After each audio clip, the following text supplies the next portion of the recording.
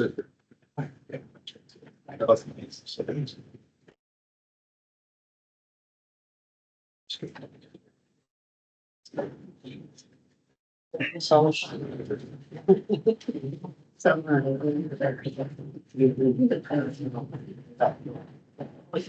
right, 6:30 on my clock.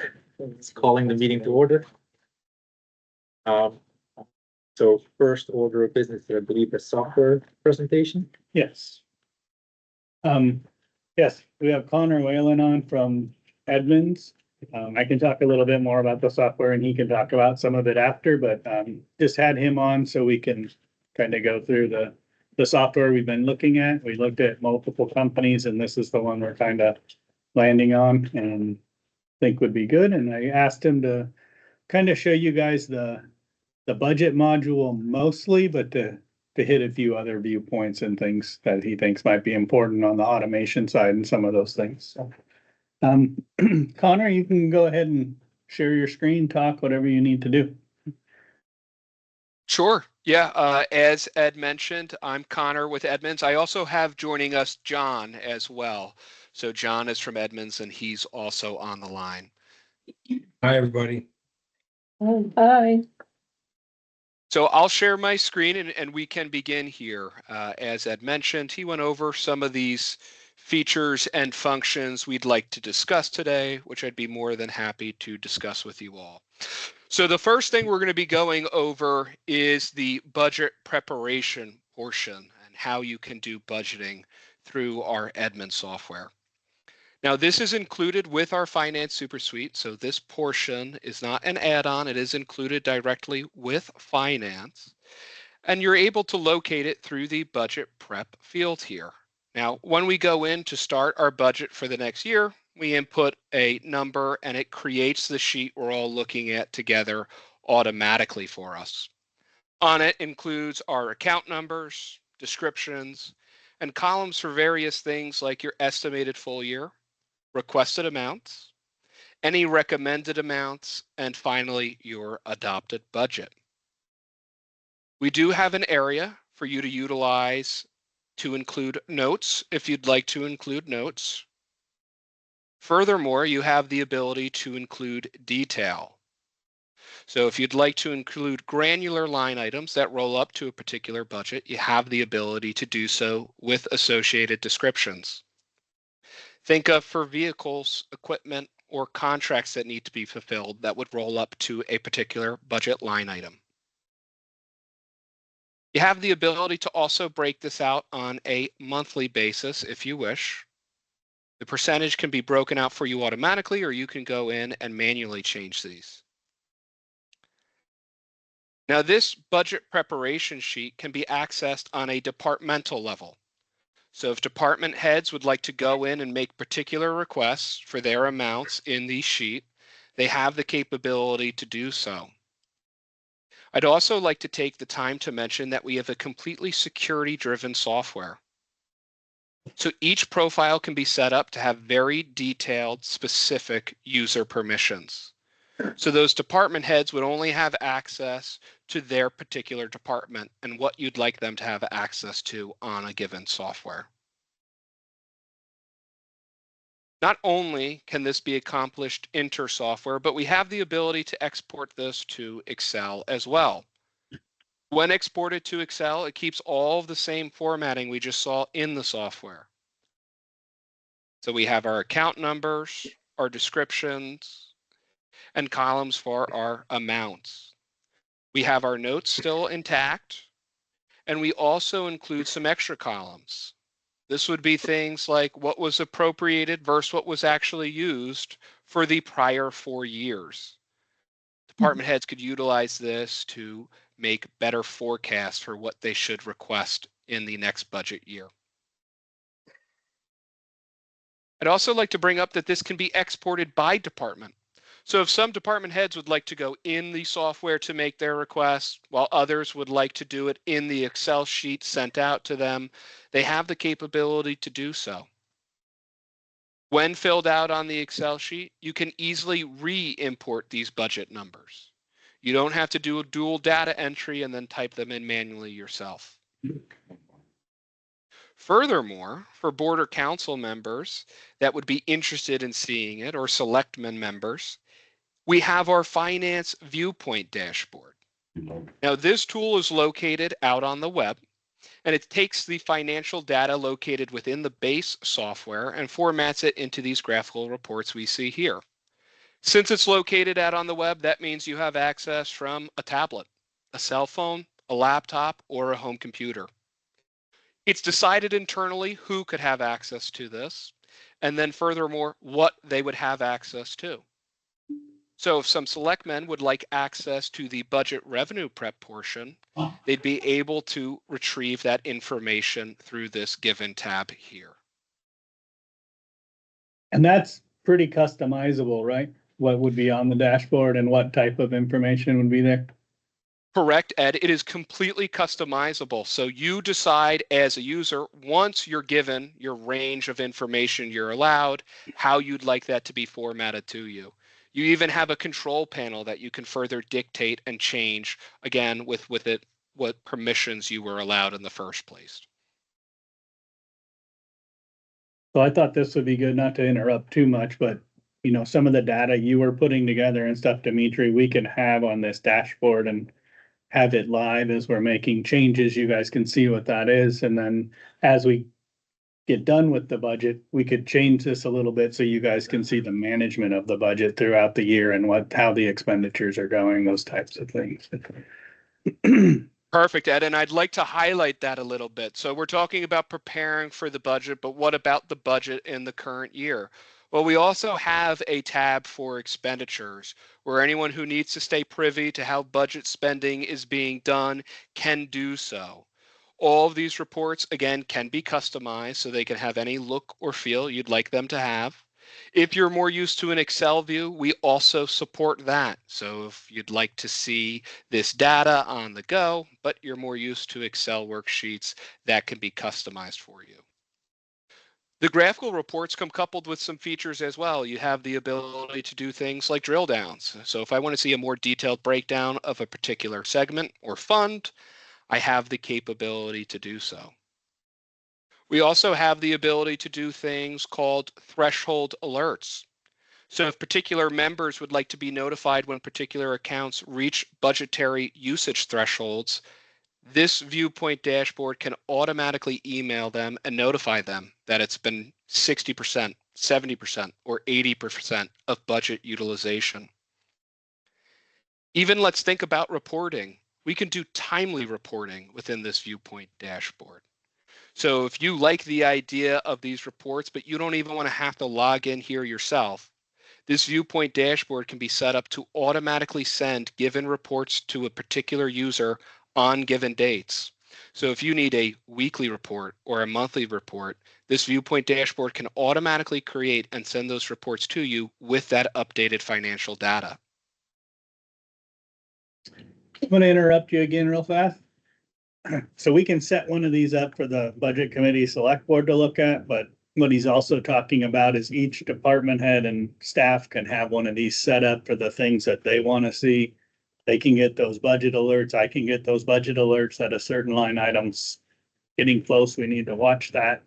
So I think those are really great. And then maybe even a little more detailed than the revenue and expense reports that we send out.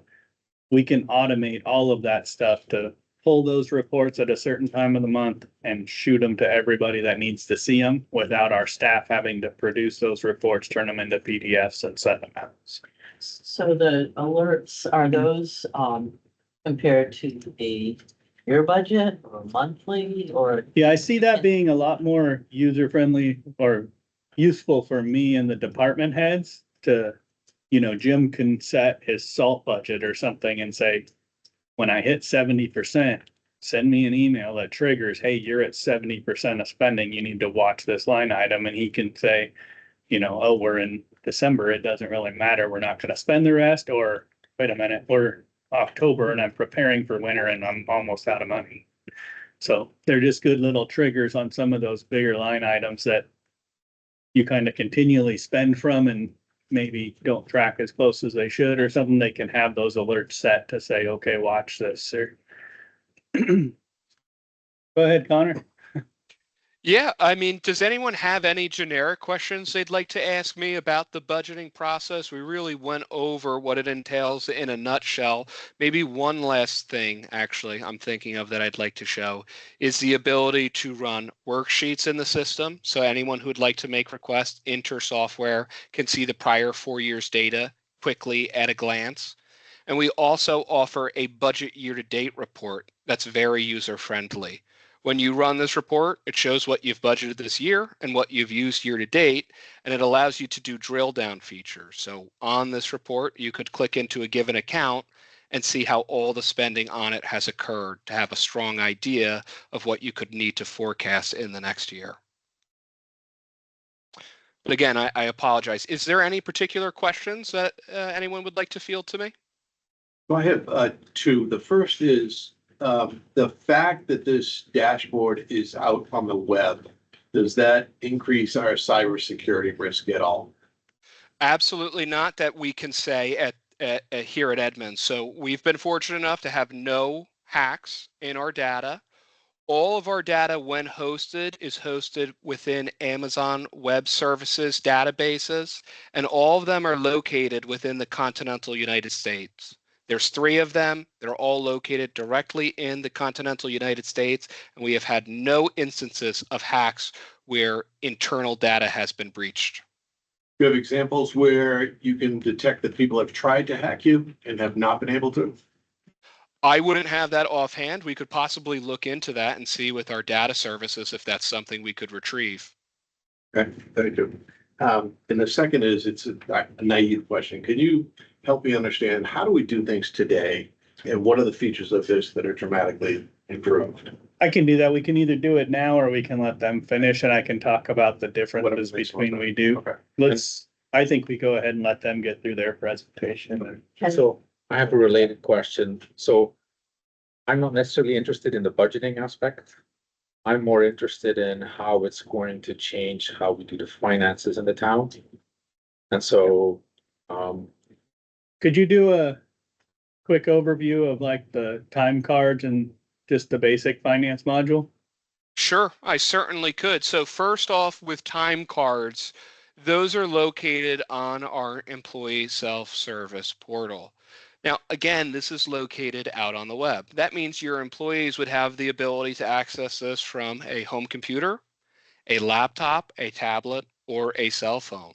This also comes with a native phone application, and it's ambivalent to their cell phone creator. So whether it's a Samsung, an Apple, doesn't make a difference. They're able to retrieve the app and log in here. Now, on this employee self-service portal, we have this timesheet included. It'll automatically default to their current pay period. An employee can simply come in and select the add key. They'd have the ability to choose from given attendance codes that you would allow them to see. Attendance codes can vary per department or per position. In this example, I'll just choose something simple, our regular time. I can put in an amount of hours I've worked. I also can include a description. And alongside the description, I can include a tracking ID. Now, in the world of Edmunds, when we say tracking IDs, that's really for you to group worked hours together in regards to projects, grants, or any other grouping you could think of. These are completely customized IDs that you can then later run reports on and see the amount of work hours associated with. And we cannot do that right now. That's all manual entry paperwork to say this is grand hours, this is not. So Connor, then my question is, this is probably really extreme. So if an employee has access to this system via phone, home computer, whatever, they can log in and say they're working if they're not even physically here. Is that correct? That would be correct if there was no internal controls in place. So I do want to be clear that this is a timesheet. It's not a time clock where it can see where they are at a given time. Now, obviously, with internal controls, supervisors could know if a person actually worked or not a given shift. And that's something else that comes into play with this timesheet. There's needed approvals for these times that are entered to actually land in a payroll run. We can have up to 2 layers of approval. So the first layer could be to a department head or a supervisor. They would then approve it, and then it can either go to a second layer that could be another department head or another supervisor or a payroll clerk. So they can look and make sure that these hours were actually worked and substantiated for. Yeah, and I can go on that too. I mean, people have scheduled hours to work. But right now, they're writing it on a piece of paper, so it's really no different. They write down when they work and the supervisor said, yes, they did, no, they didn't. And then it comes downtown for that secondary double check to make sure things are done right. We're not overdoing overtime, those types. Do we foresee the need for a lot of training for employees, or is this pretty automatic for them? It looks pretty simple. We'll probably need some training down here and we'll do a little bit of training on it, but most of it's pretty easy.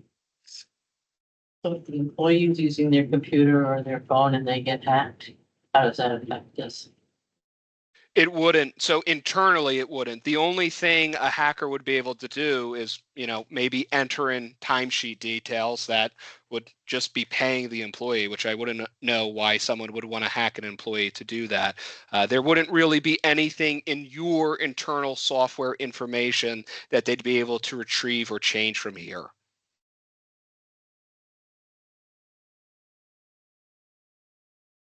Does Yeah, that and this properly is address that question? Pretty common technology right now. A lot of places use time card apps and those types of things. Basically, they don't punch a time card. They write When I worked at the- Yeah, right now they fill out a time card by hand. when I worked at the- FaceTime time clock, they're really inexpensive right now. So they gotta be in front of it to get it right. I just thought, why are they doing it? Big enough town that should be doing that. Well, they can, those have, And then you don't have to have one person, another person double checking it. well, yeah, you do. You still, We had FaceTime talks at Weathersfield and we had a lot of time card problems with people checking people in, people not being there. And then it also adds time because some of the things they can go straight to the job site. They have to come here, clock in, get stuff, go. So there's efficiencies with it. I mean, they are nice at times too. so they don't have to report you. Sometimes they're reporting to it. Yeah, depending on what department or what's going on. And so.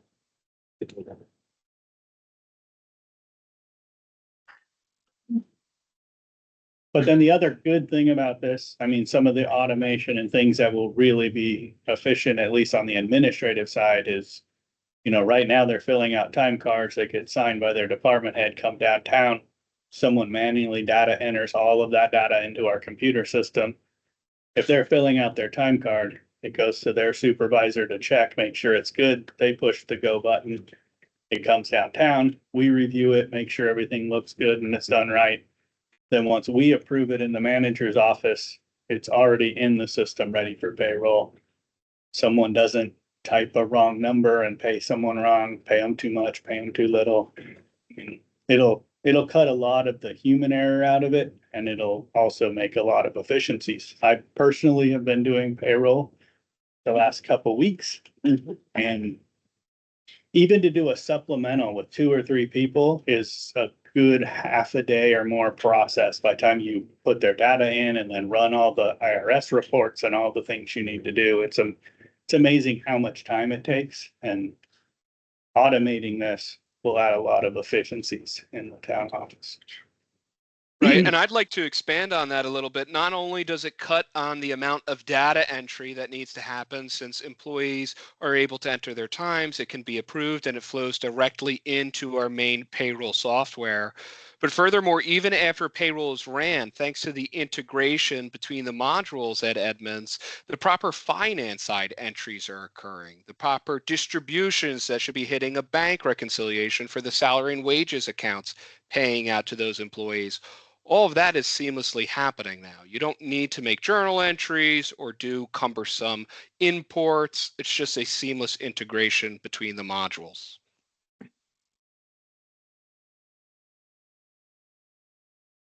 Any other questions about the timesheets or the employee portal in general before we go look at maybe some permitting side software? So let's go to the permitting and I can talk a little bit more, but you know, a lot of what we liked about this software, besides how user friendly it was, how easy it is to set up permissions and restrict permissions and the multiple different permissions we can give, was a lot of this automation that's gonna take out, you know, we collect thing, we create a report, and then that has to go to someone to be data entered back into the system. And these are, you know, once it's in the system, it moves through the entire system. Right, and this can even come into play with our permits. So we would have the ability on our online permit application page for residents or contractors to be able to come online and apply for permits. You'd be able to upload all of your different permit types here. So as many different permit types as you'd like to include can be listed here. And we really tried to make this a very straightforward process for your residents and contractors to be able to utilize to their benefit. It's a 6-step process located at the top here, and it starts with the ability to choose a property. Now they can search for a property by block or lot or address, or during account creation, they can have properties they've already entangled to their account that was improved by staff internally. When a property is selected, we see an overview of the information and we're good to go to our next step here. Now we can choose to apply as a homeowner or a contractor. Before I select one of these options, I also want to bring your attention to the instructions above. On each step internally, you can add in-depth instructions to help along these applicants if need be. For the simplicity of this demonstration, I'll choose to apply as a homeowner. I can look at my contact information here. It looks great, and I can continue to my next step. Now, our categories are your different permit types that you'll be offering to your residents and your contractors. Again, you can have as many as you'd like in list form here. If I go through and select one, you'll see there's detailed information. This is all able to be set up by you internally, the internal staff. It's very easy and straightforward to set up. You don't need a web developer to help get this going. But of course, you do always have our customer support. We man a live line. We're all located in the continental United States. You can give us a call, and we're more than happy to jump on the software and help you with anything you'd like to set up. On these different permit types, you can include downloads to allow the residents to retrieve maybe a waiver or a notice of risks. And then you can find out what information you need to retrieve from them during the application. Things like a description of work, a lot size, or if they're in a floodplain. Fields can be mandated with an asterisk, so if you need particular fields to be filled out, you can mandate them. We also allow the ability for these residents and contractors to save a draft of the permit application. Let's think of someone who's using this on the go and needs some more detailed information they'd like to submit, so they save it as a draft to retrieve later. If we need to add in a subcode, a contractor, if we're applying as a resident or other, you can have them do so on our 4th step. And then last but not least, we have the ability for them to upload documentation. So think of surveys, plan reviews, or maybe even a copy of a contractor's license. These documents can be uploaded through this application portal, and they flow directly into our main Edmunds software. Once that's done, they can review and submit. The application comes through internally, and the internal staff can review it and either accept or deny that application. Any questions about that process? So I can jump in this. This is a whole new service. It is software we've been looking at, but has not implemented yet. The cost was a little bit more than we wanted to do, but as part of this software, it's a very minimal cost compared to the quotes that we were getting. And it allows people to get building permits, driveway permits, those types of things without having to come in the office if they'd like to. And it makes it very convenient. Connor, can the homeowner or contractor make payment right there as well? They can, and that's a fantastic question. So they would have the ability to go to their invoices tab here, go to a given invoice, and then go to our payment portal, and they could make a payment. And I'll actually jump in here and pull a version of our payment portal up. All he's for doing you here, all. that's another nice thing that we can't do now. If you made payment there, it automatically goes in the general ledger and moves through the system. It's not grab paperwork from Yep. here, drive it downtown, someone takes it, makes the bank account statement, and then enters all the data. So again, it's a Correct. lot more user Complete friendly. automation and integration in that regard, where now payments aren't going to be journalized. They are made on the payment portal. They flow into the software and they hit their proper ledger accounts. When a So- resident goes to, yes, ma'am. I just wanted to ask a question to get some clarity. So this part of this software, is this automatically part of the package or this is something we can add on to? It's added onto the price I gave you for $5,000. When we were getting quotes from other companies, it was about $15,000 to have. So that's already in there. That's already in the Okay. process. In Is it a the, one-time fee or is it monthly? it's an annual fee. So this would take hours away from individuals' work time. It could take a lot of time away from different people. I see it as an efficiency for the long-term future of as we get a little busier, a little bit bigger, we're not gonna have to add people, those types of things. And then he didn't go through it, but there's a lot of different permissions and stuff. We've went through this with Rob and Vinny. And, you know, there's things you could go through here, get it done and push pay and push print and your permit kicks out and it's ready to go. And there's other things that won't allow you to print the permit because it has to be reviewed and okayed first. And so we can set all those things up to make it as easy and seamless as possible. Each person or contractor that signs in to do it, how do you safety wise prevent somebody getting permits for somebody else's property and that kind of? You know what I'm saying? Well, they'll Well, have we to go really- through the process. Yeah, he can explain a little bit more too. Yeah, so it is an approval process where you can require identification to be submitted through the image source. We really haven't run into, so we have this in quite a few states. We really haven't run into a lot of those malicious permits. There's not that many people that we've run into who are trying to go to a neighbor and apply for a permit in their name.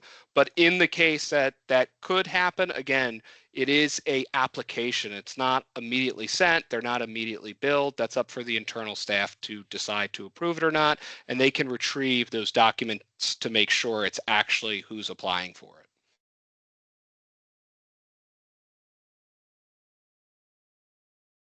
Connor, who sets Yes, up ma'am. the internal structure for, all these, different branching segments of this program? Is that done by our staff up front? The initial transition, Edmonds will help us. And then we would be trained to do it. So if we wanted to do it, and as he said, they have a pretty robust customer service end too. So if we needed help or needed someone to set something up in the future, we could definitely work with them to have it done. Estimated Exactly. much time that would require, staff time that would. For the initial transition or, I mean, the initial transition of finance software will take quite a bit of time. You know, we want to review our chart of accounts, refine some things, and that's gonna take time on our part. The actual computer setting up part, they're gonna do that. We're not gonna do that. Okay. Correct. Yeah, that's our implementation team. So they handle all of that. Completely unrelated question. How many years have you been in business? How many employees do you have and how many customers do you have? Sure. Great question. 52 years in business, I believe. Maybe John wants to take this one. And I see he turned his camera on. Since 1972. I don't know if that's 52, but I'll have to do the That math is on that. 52. Yeah. Yeah. 52. So 52 years, fully committed to local government, privately held board of directors, 205 employees. Business in Okay, how many- 31 states, 2,025 customers. Thank you. What's the name of the company? Edmunds Edmunds. GovTech. Edmonds. The old Edmunds, salvage. EDMUNDS, Edmunds GovTech. Thank you. Not the car company. Well, and I think that's Salvage? I think that's important too, not to jump on them again, but Yeah. this is government software and the AccuFund program we have right now is not. It's finance software that we've worked with them and manipulated some things to make it fit us a little better.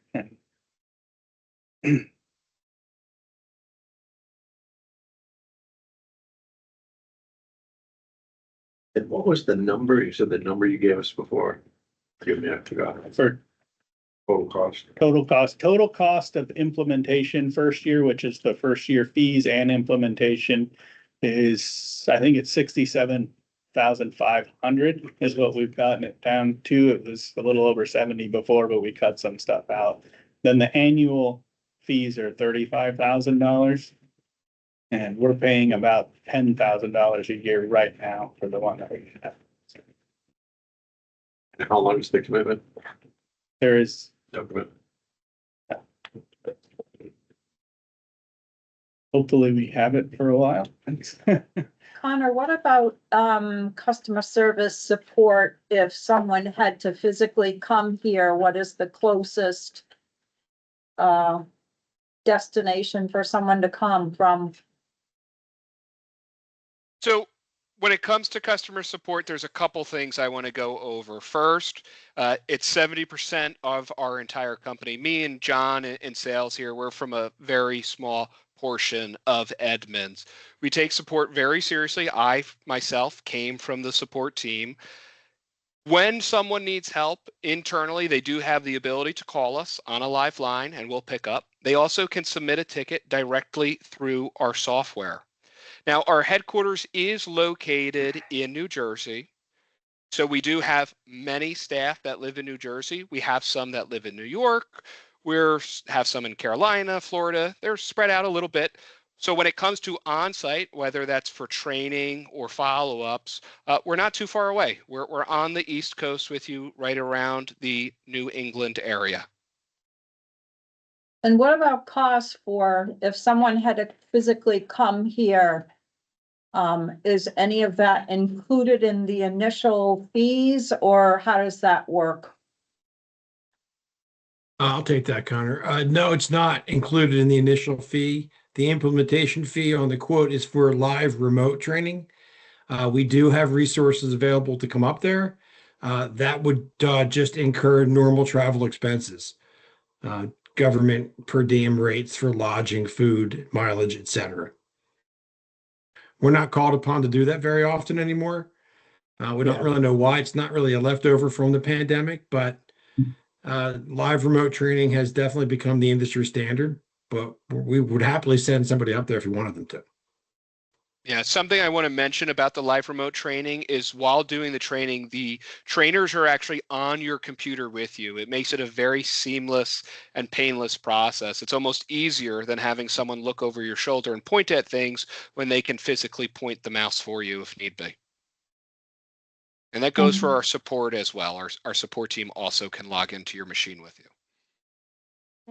And I would say that's the same with most of our tech. Hardly ever have people on site. Simcrest brings some people on site every now and then to do stuff, but most of it's done online.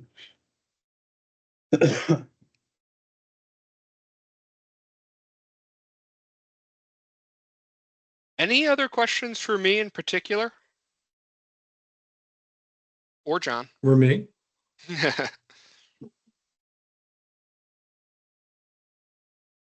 think we're good unless there's anything else you guys really want to see. We can talk about what we have now compared to what this is and after we let them go, unless they want to stick around to answer questions, but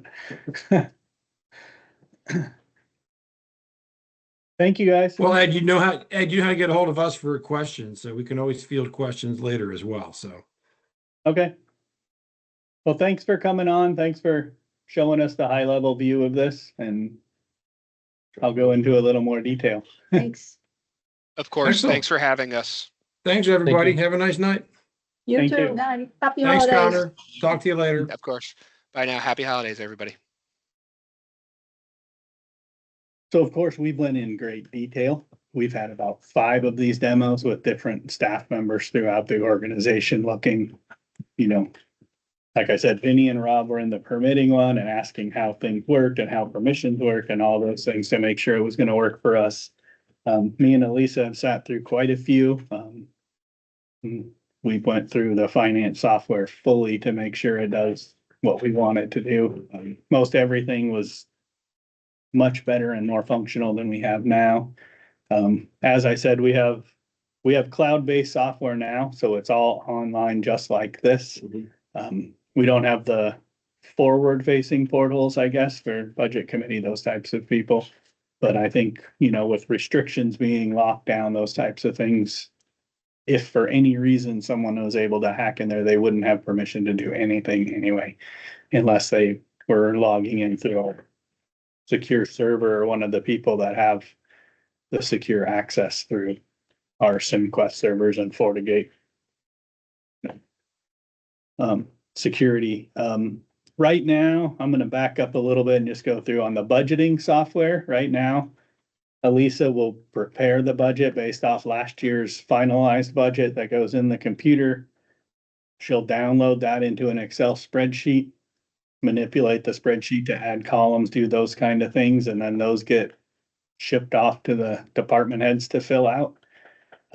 This was the first year we tried and it kind of worked, where we had like a SharePoint Excel where everybody put their information in. Usually it's department by department and she gets a massive different spreadsheets back. And then there's either uploading or data entering those, combining, copying and pasting into one Excel to back import in. He didn't go into this very greatly, but what we can do is open that budget sheet online with different permissions and the department heads can go directly into the software, put their numbers in, make changes. We can give them a certain date, by this date it has to be done. We lock the software at that time, give myself and Elisa permission to go in and we can start talking through the budget, making our changes. If we don't like something, we can open it right back up and say, hey, you need to go in and fix this, and this. So the thing I like there is there's no data entry. There's no uploading, downloading stuff. It's all in the system, ready to go. You don't miss certain things like you've seen we've missed in this budget. We don't fat finger something and put the wrong number in. I mean, none of that. I don't want to say can happen, but it's a lot more user friendly that way. So that's kind of how we're doing it now. And a lot of our processes are that way. There's a lot of manual entry. There's a lot of printing paper, taking it from this desk to that desk, re-entering data. It's not a very efficient system. Security wise, I really like, you've seen that screen he pulled down. There were multiple things that we can allow you to work on this, not this. We can work on that, not this. In AccuFund, we have, I don't know if it's just 2, but it's pretty much we can let you do some data entry or you have access to our entire network. So there's not much in between. So right now we're teaching another person on our staff how to do payroll. And if we open up that module and give them administrative rights, then they have rights to change bank account numbers and all those things. So we've given them some logins. They can log in and do the changes they need under the secured password, and then we can change the password or whatever we need to do. So a lot more security on a system like this. He didn't go in deep on it, but we have talked to him about reporting. They have a really good I don't even know how to start to explain how bad ours are, but they have a really good glossary right now of reports, everything you would really think of. But then it's also very easy to customize and make your own reports and pick the data that you want to come in. So I let Elisa explain if she wants to how difficult it is for us to build a report now, but it's not very easy. It's not user friendly at all. And once you've created a report, when you want to use it again the next year, you have to go in and update multiple fields in. So it has to pull from different things and different dates and it's. The time card you always saw, dealing with it together, and right? we kind of got into how we're doing it now. Some people fill them out electronically, but it's still all manual entry onto a spreadsheet. Then we print them, sign them and send them in, and then they get redata entered. I think that's it. I really like the approval processes. He didn't go in it that much, but like he said, in the time cards, there's two. In the budget process, we talked about some different ways to set up some approvals where there's multiple steps to go through, where we approve it and lock it and approve it and lock it. So how long have we had our current system? Is it 2018? Yes. Okay. So it hasn't been that long, but 2018 it happened. We had another software program that become unsupported. So I don't know how long the search process for this one was, but they pretty much knew they had to move away from the one they had. They picked this software, I think partially was a financial constraint issue. They were doing a lot of computer upgrades at that time too. Quite a few people went to this program and quite a few people are moving away from this program that we have, but it's kind of what they had at the time. It's what they decided to go with. And there's been some changes. I know when I first started, even a few years ago, it seemed like if we called, we got a call right back customer service wise. And I put a call in 3 days ago, put in another email and we haven't heard anything. And that's really what we've been experiencing the last year and a half. Would you say that, when you have staff turnover, it'll be a lot easier to get somebody up and running because they don't have to know all the quirks that you know? Yeah. Like I said, I've been doing payroll for the past month now and it's amazing how difficult every single thing is. It's like, I want to log into this person and see what their sick leave usage was. Well, you can't do that. You can run reports and it may or may not work. I ran the 2024 report the other day. And I'm like, well, let me run the 2023 report and see what we had coming into 2024. Well, you can't run a 2023 report because now you're in 2024 and it's locked to that. And it's so cumbersome. But yeah, so it does add a lot of inefficiencies, a lot of, I'm going to say, wasted time trying to figure out how to do things. And so I like the 4 years back too. I think that's a nice amount. The year before can be a Yeah. one-off, right? I always make her run me a report that has the last 5 years of actuals, even when I'm doing the budget. But trying to do that and put budget stuff and build spreadsheets that you guys can actually read when we bring them in here are tough. But a software like this, we can build like a 3-year actual paperwork for you. And if you go online, you could click out the 5 years and see what actually happened at home or that kind of stuff. How much reentry for historical, budget information we need to do? They'll transfer it over. So that's part of that initial setup fee is they transfer everything in our system.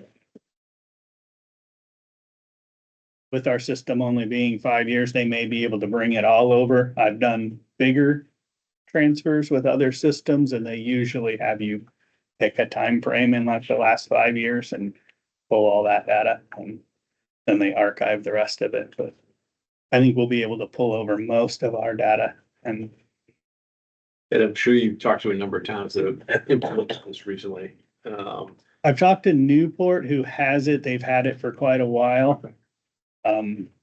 Most of the other towns that I've been talking to are in the process of moving from AccuFund or something like that to this. There's not a lot of people in New Hampshire using this now, but there's 5 or 6 in the process of moving to them. I've talked to a couple other people from New Jersey. That's where they're from, and almost every municipality in New Jersey uses it. So Any consistent problems with initiation of the product? I don't believe so, but I can get in that a little bit more. But Newport's had it for years and it works. And that's kind of what I wanted to see. We have a lot of problems with our current one in New Hampshire retirement, and they don't talk to each other. They don't upload right. We have a lot of manual. I'm getting ready to do that tomorrow, probably 3 to 4 hours of manual data entry into New Hampshire retirement from our system. And so, talking with, Newport, they're extremely happy with it. It's quick spreadsheet uploads into New Hampshire retirement. What's the majority of the other towns using? I know. It kind of bounced around.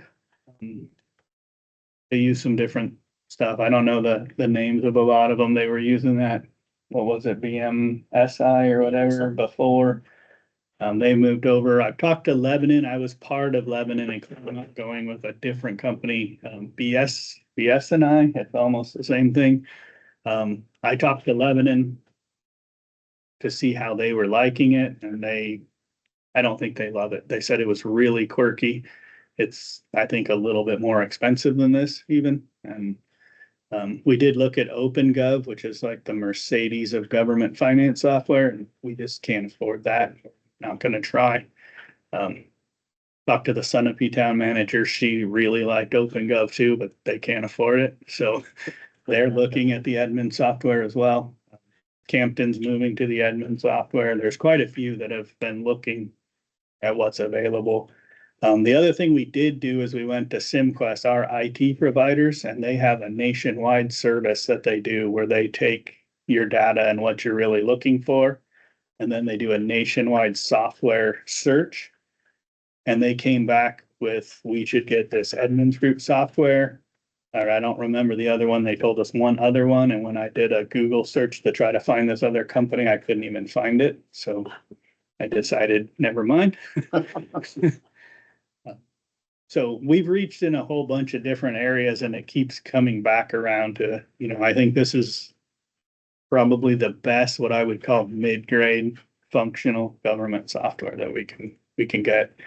The OpenGov software, the cost I seen was about $250,000 to implement it. So it was not even close, a little bit out of our range. It was way out. Decision. Yeah.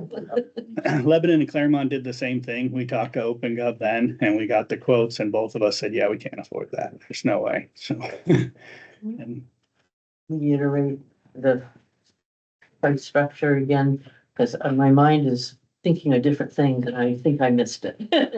I don't have a good handle on it. So I remember 67,500. the initial payment to initiate it and for the first year of service is $67,500.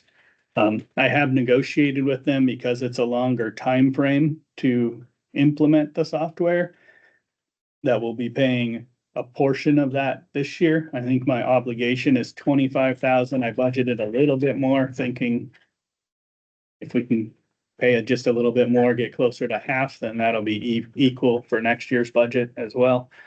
So we're looking at that so we can pay that over a 2-year period, which would be about the same amount as the annual service charges, which are 35,000 a year. So the 67.5, that first year, we would not have to pay the 35 annual fee. That's part of it. That's part of Mm. it. So subsequent years, be 35. Yeah. Gotcha. It's a little less painful. Yeah, well, and I was happy that we were able to space it over a couple years on the first payment. So it's almost like we're just starting next year to implement this new software. The other little difference is we're gonna have our old software and we'll be paying for that, and that's already in the budget as well. So, And that includes the permitting piece of 5,000 a year? yes.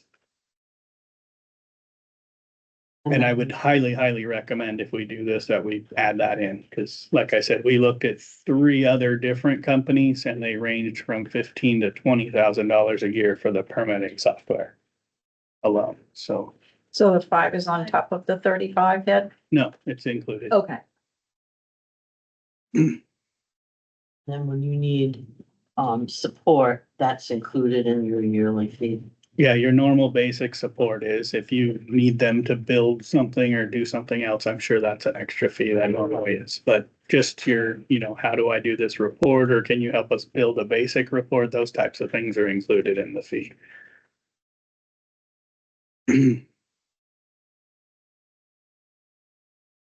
And the timeline that we're looking to start the implementation of that system would be, It would be implemented in early 2026 if we sign our contract soon. They're about 12 months out from signing the contract that actually getting implemented. So that's part of the way I was able to negotiate the split payment that, you know, if we pay a little bit in this year and know that it's gonna be implemented in 2026, and they agreed to that. Any other questions? No. Okay. Meeting minutes. Meeting minute. Um. Have you had a chance to review? Want me to make the motion? So moved. Any edits, any discussion on the meeting minutes? Do we have a second? Oh, 2 seconds. 10 seconds. Any discussion on meeting minutes? All right, all in favor, say aye. Aye. I abstain because I wasn't here, so I don't really like to. So actually. I know I can approve them, but I, not being here would rather. All right, next. Budget review, regional organizations. Abstain.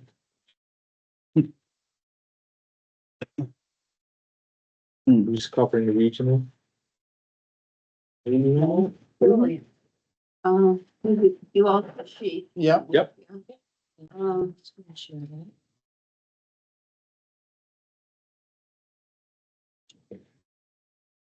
No. pretty straightforward what we did. Ed felt that the advanced transit should come under economic development. So, we didn't consider them here. Most of them asked for the same amount as last year, which is great, so we recommend that. If they were an incomplete application or didn't submit one, they had plenty of reminders, so we didn't consider those. And any that did ask for more, we level funded, recommend level funding all of them. And all the way down through. So is there any question? Any of them? Shirley, what's the difference between 2025 requested and 2025 actual? If it's like base packet. It's right there on the bottom. Yeah, the requested is what, Or what's the? the requested is what they asked for, Yeah. and the actual is what they're recommending we put in the budget. Gotcha, thank you. And see the, Sorry. what the Advanced Transit did submit an application, so that's added into the requested amount too. But not recommended, so. Any other questions? I have a motion I would like to make. I don't know, what's now. Yep. Cool. I would like to make a motion to take advanced transit out of that transportation line of the regular budget and move it back with the regionals. For me, I feel like I understand and I get Ed's logic for doing that, but I don't feel that it's right to extract transportation and make that seem more important than mental health or something else. And it's a nonprofit. And I feel like the nonprofits belong with the nonprofits. And so I would like to make a motion to put that back, and I would like to put it back as the 5,275 and not the 6,000. A second. Any discussion? It's bigger, Ed's point of view on why he moved it.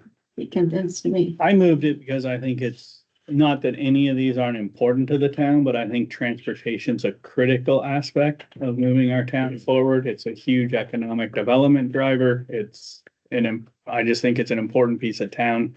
Many of the towns, not all of them, but many of them have moved that out of the nonprofit one, knowing how important it is to have a robust regional transportation system. And It also allows me, not that this doesn't, because they're easy to work with, but it allows me to work with them and negotiate on adding routes, adding different times for people to come, you know, trying to change when they come through town, where they come through town, different bus stops, those types of things. You know, and it serves so many people make use of it. Probably more make use of that transportation than all the rest of them combined. Not really, if you look at the packet. Right. Really? I think we need to double check that number. That just isn't a logical number. Doesn't seem. I think they should probably. No, I think more use it than is in there, but I also think if we can add, and I've had this conversation with them, that if we can add an earlier, what I'm gonna call an earlier midday trip back and then a later evening trip back, then it becomes a lot more convenient. You know, right now, if you go in to your doctor at 8 in the morning or something, you can't come back till 12 or 1 o'clock. And if we can get a 10 o'clock or something, you may be able to get to the doctor, get back out, get on advanced transit and come home. And And you feel like you have more say in that if it's in. yeah, like I said, Adam, the executive director of them's pretty easy to work with, but I mean, that just gives us a little bit more flexibility to negotiate and see what those costs are and how it's gonna impact, what type of grants he needs. And, you know, when we give money to them, they exponentially grow that money through grants. So Will So- this potentially be increase their funding? Yep. I think they still need to Mhm. put in, but we can definitely look at it and decide what we need to do. I don't think it'll Automatic. make it grow very much. And I mean, I'll definitely talk to him about this difference, because we had talked about him wanting or needing about 6,000 to add those extra couple reps. And I still go back to my same belief, though, that if it's in the budget line item, there's more of a chance that it's going to increase and then it's gonna be more guaranteed. And I feel like it's a fairer process for them to apply. They have a certain criteria that they have to meet, and I know everyone that works on that subcommittee works hard to review the information and look at it fairly. And I just feel like a nonprofit does not belong in a regular budget line item. And in my view, the other things on the list are equally important. And it's easy for them to submit an application very soon, so, Well, they're as important but different. yes, But- They're human resource kinds. yeah, but would you, Well, so, it's- so here, my point is, what if the Senior Citizens Council wants their own line item in the budget too and not submit an application anymore? Are we gonna say yes? Right. And what if Listen comes and they want their own line item in the budget and not submit an application? oh, I'd also say, I also want to preface it It's that way. slippery They didn't slope. ask for their own line item. I know, I think it's a critical service of the town, where these other ones are nice to have and they're important, but I don't think they're a critical town service. I think there are many others that are very critical. like West Central. Additional discussion, or people ready to vote? Any idea why Listen didn't submit an application? They were going through some turmoil, like they had their director, Okay. at sometimes. Don't know if that's what happened. Sometimes the person who's responsible. Yeah. Not doing, like last year, Advanced Transit didn't submit one. Oh, yeah. That's why they came to town meeting. By show of hands, all in favor for the motion?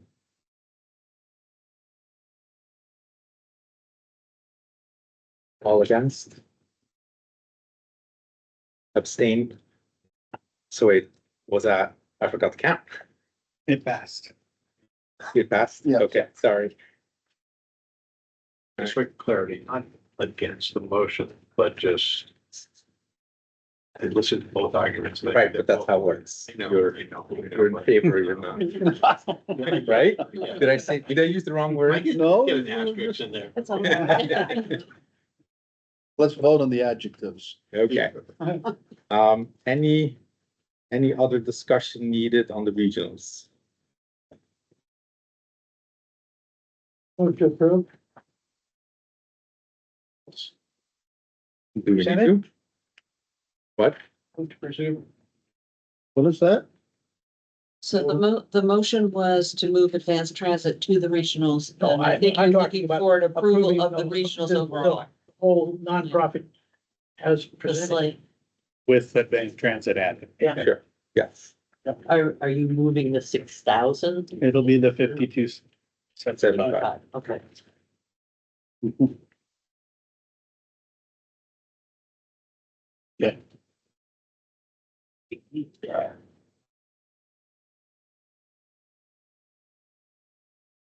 Budget changes from last meeting. So I have some of them and not all of them, but So I think David's still feeling like we need to, we need to vote. There's no second, so. Yeah, there's somebody seconds. We haven't voted on every line item and everything else anyway. no, I thought he just meant No, but I do think you should accept vote this. on Uh-huh. the regional transportation plan. I'll second it and. Okay. All in favor? Aye. Aye. Budget changes from last meeting? So there's been a few changes to the budget, since the last meeting. We had heard. We've been advised that the transportation or the not transfer station, the landfill fees in Lebanon are going up 15%. As I told you guys before, I'm gonna try not to raise things in the budget without taking things out, so. I can go through a few of them. I didn't highlight all of them and they're on my computer, which I left back, but, I raised the landfill cost from 145. It was level funded from last year. There should have been some increase, but there wasn't. I raised that to 161,000. It's not the full 15%, but it's a 11. large portion of it.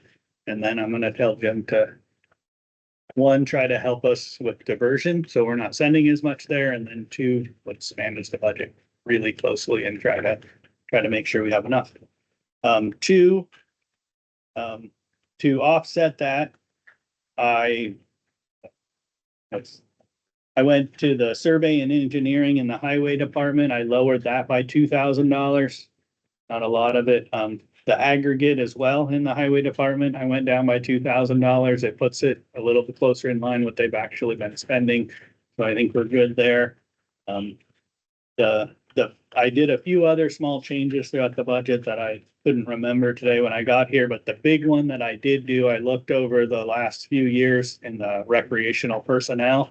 Because we haven't been able to hire lifeguards, some of those things, I was comfortable moving $10,000 from that line to help offset the increase in the 11%. So So what is the loss of $10,000 gonna mean to that?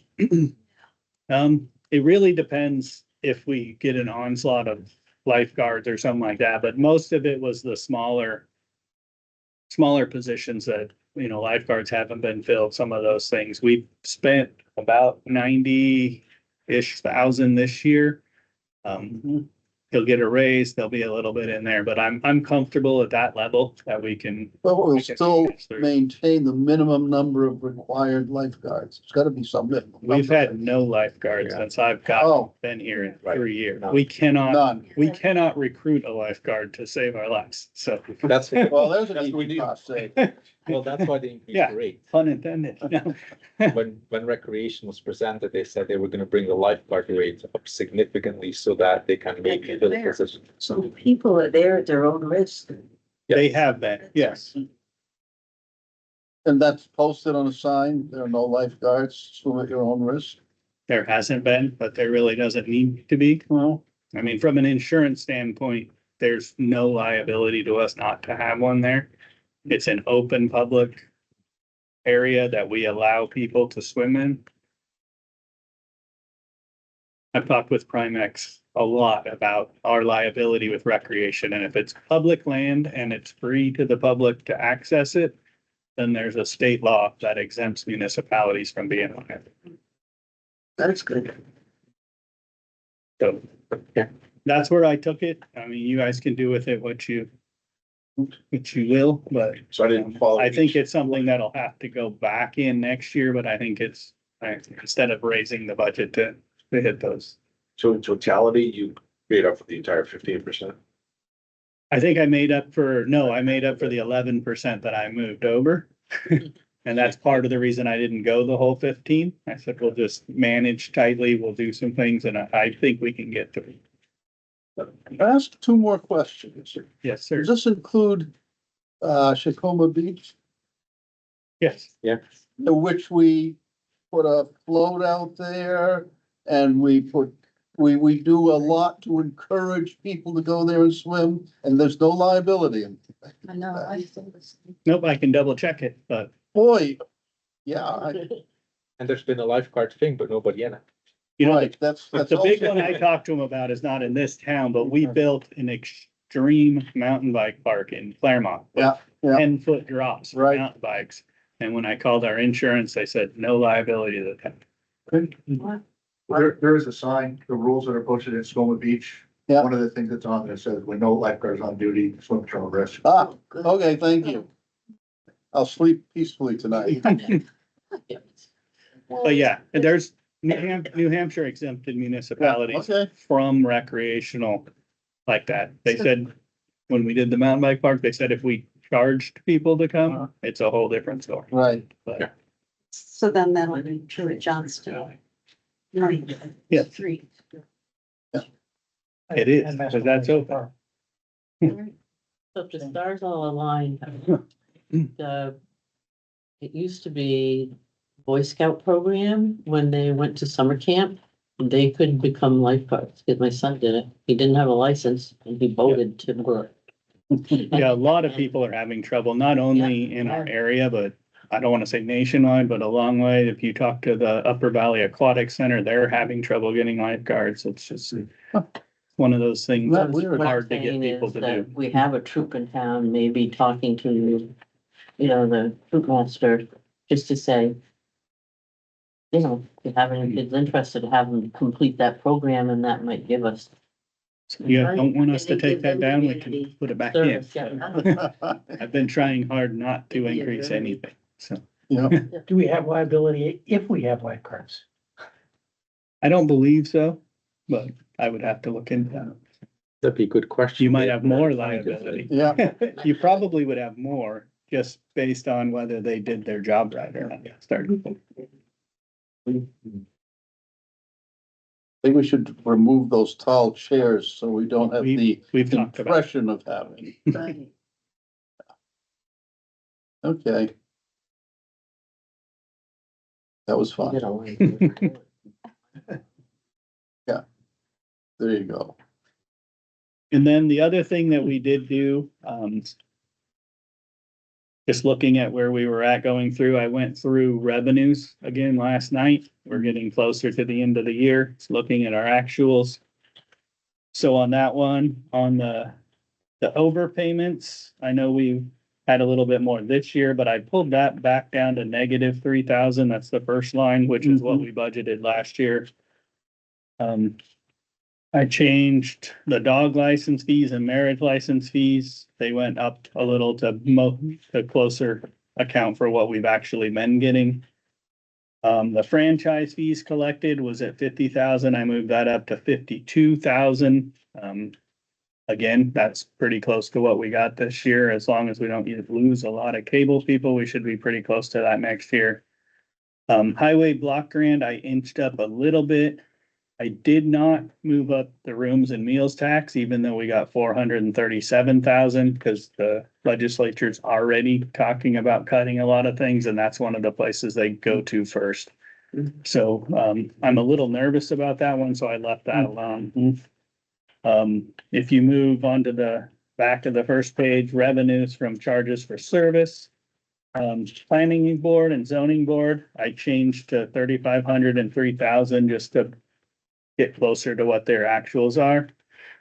Solid waste, trash and recycling, I took from 18,000 up to 20,000. We've been seeing a little more usage there, and then we're also proposing some small rate increases there, so I think 20,000's legit. And then recreation went up to 45,000, again, just to better account for what we're actually getting in. those fees, so. With that, those are the changes I made, trying to pull our revenues up a little bit more, and we can talk a little bit more in depth as we go into what the proposed impacts of the budget and revenues are, so. So, but then compared to 2024, we're actually projecting a decrease in revenues by over 150. And we can talk about that. A lot of it, not all of it, but a lot of it is some of the State The sources. decisions that we made last year. The FEMA No. is a big one on Yeah. there. I can look at state sources, but FEMA on there, we had FEMA on there last year at 88,000. We were getting reimbursed for some storms. We have none of that this year, so that's a pretty big hit to our revenue line. You also have, no funds coming in for regional youth sports and you budgeted 36,000 next year. There's money in here for youth sports. 36,000 regional youth sports for revenue. But year-to-date actual is 0. We have money going in there. It's just not accounted for. 36,000? No, Close? he already told us what it's gonna be. Well, I don't know what the sports fees are. I should be getting those soon from MYSL, and then next year we'll be collecting those directly ourselves, but yeah, it should offset what we did last year. It should be a direct offset. And actually, we're saving money in youth sports right now. We were able to lower the cost of the other towns. I think we're gonna see some more efficiencies moving in there and be able to lower the total impact for that. Yeah, isn't the use of fund balance the biggest driver? The use of fund balance was the biggest driver from last year. Overall, with the CIP and Yeah, the fund balance, we used $270,000 to write off the tax rate, which we're gonna have to eat this year. I have those figures. Hold on, I did that work today. So if you look at the kind of the summary sheet we gave you, that's where you start to see the impact. If you look, the projected change in tax rate, if there's no change in value, is 13%. so I know everybody's gonna freak out Yeah. about 13%, I know. but you have to look at the impact of that. When our tax rate goes down a lot, a 13% increase is not as much as a 13% increase would have been last year. So I would start at the top. I would not go to the bottom to paint the full picture. Yeah, I was gonna let you do that on your spreadsheet, but So, well, I'll do it here first and then, okay. so the numbers on this sheet are gonna be a little bit different from my big one. And she has it on there, but it's that one. I'm going top bottom, right? So the general fund operating budget is going up 2%. Mhm. That's essentially all the discussion we've had in the last several months going up 2%. Cost of living's 3.5. Right, so came out better than expected and I'll explain why that is. So water fund is going down, sewer fund is going up, but then all funds is going up 1.2. You have to remember that the water fund, sewer fund, is covered by fees from water and sewer. TIF is covered by TIF fund, so you're not really paying taxes on total funds, you're paying really taxes on the general fund operating budget. Okay, so then there's CIP, right? So CIP is going up its standard number. However, as Ed just explained, we artificially lowered CIP at town meeting by essentially saying we're gonna clean out all these unused funds and then use that money to lower CIP, right? So that would reduce taxes. Right, so we'll get to that in a second. So then as you go down more, you see operating revenues. Remember how I told Ed just now, hey, it's going down 150,000? So Second, where's operating? Yeah. subtotal. So Yeah. operating revenue subtotal, it says 2.259 million for 2024, and the projected for 2025 is actually only 2.1. So that goes down. Wait, you lost me again, I'm sorry. Here highlighted on the screen. That right there.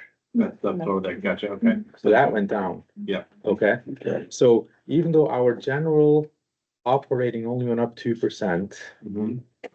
CIP went up a little bit, our revenues went down. Which means your taxes are gonna go up more than what your general fund went up. Plus, not only the real whammy is, last year, because everybody was complaining about the taxes, we used undesignated fund and money sitting in different accounts to write down the taxes even more. So even though people did a good job getting the budget to only go up 2%, writing down the taxes last year and your revenues going down actually means your taxes are now gonna go up.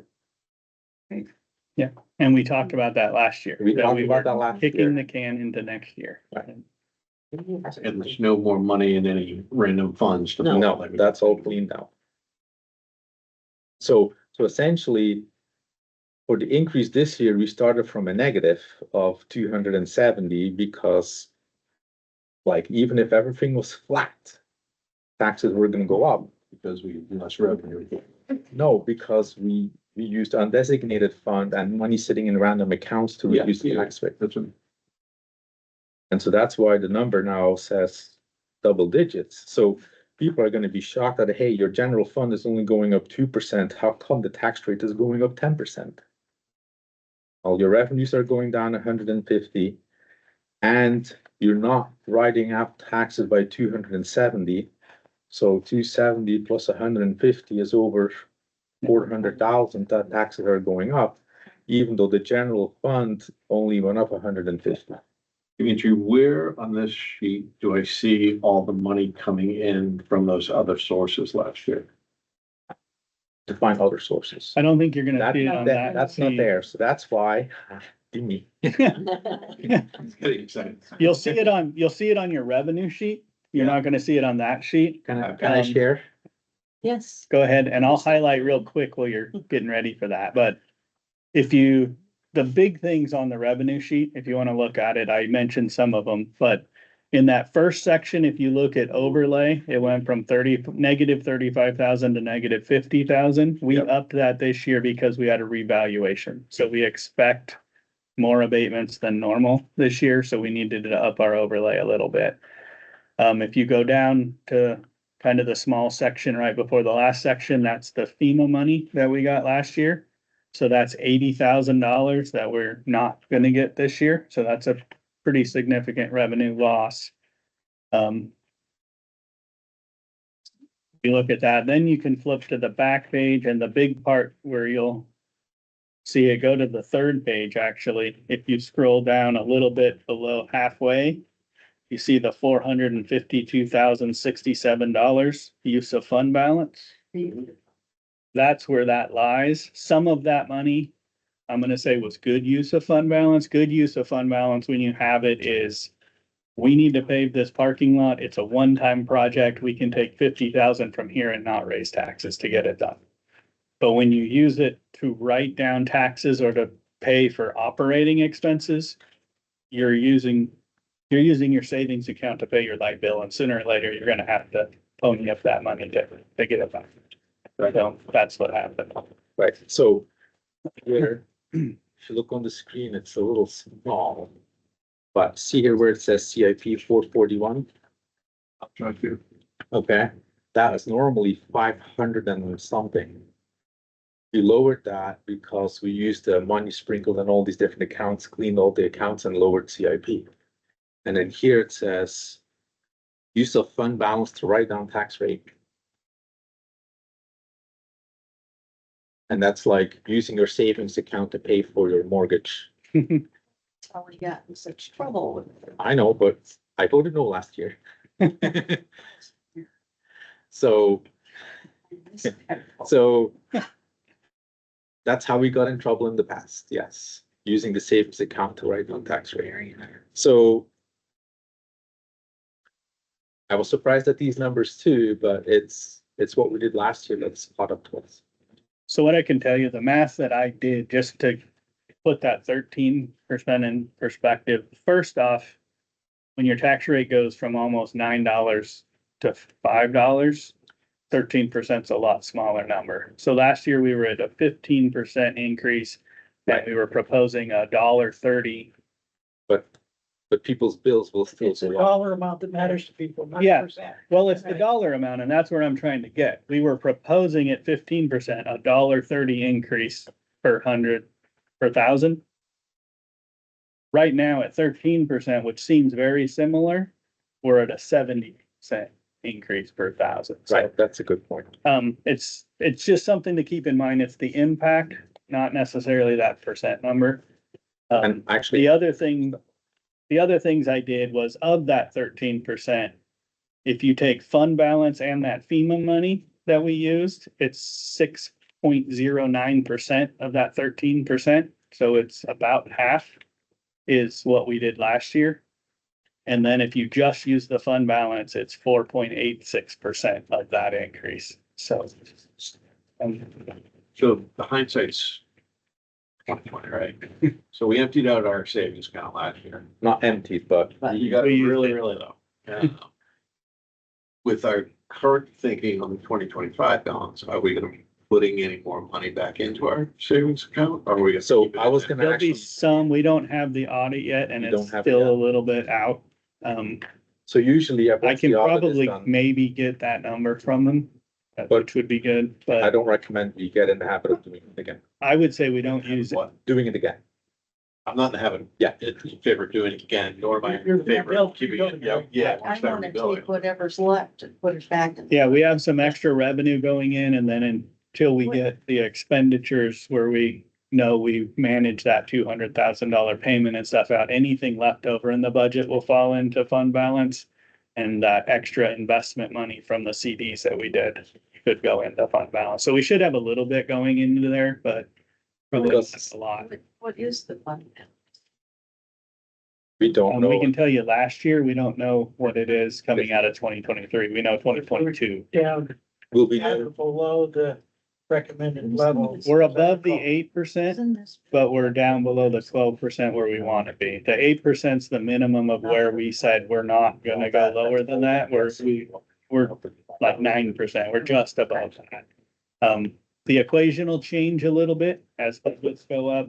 It changes the equation, so the percent will come down, so we should be growing that a little bit, but we are definitely in a time, and I agreed with Dimitri. I didn't think that writing it down by that much was something we should have done last year, and we talked about it. But that fund balance is really there for those harder times, and we knew adding those payments was a harder time. And so we had the discussion and the budget committee decided instead of just ripping the whole Band-Aid off, that we'd pull it partway off and push some of it into this year. right, but now we're explaining to residents.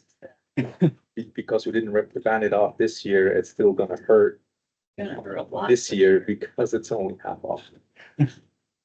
While we're ripping Band-Aids, the $400,000-ish that we're not gonna recover from the cybersecurity issue.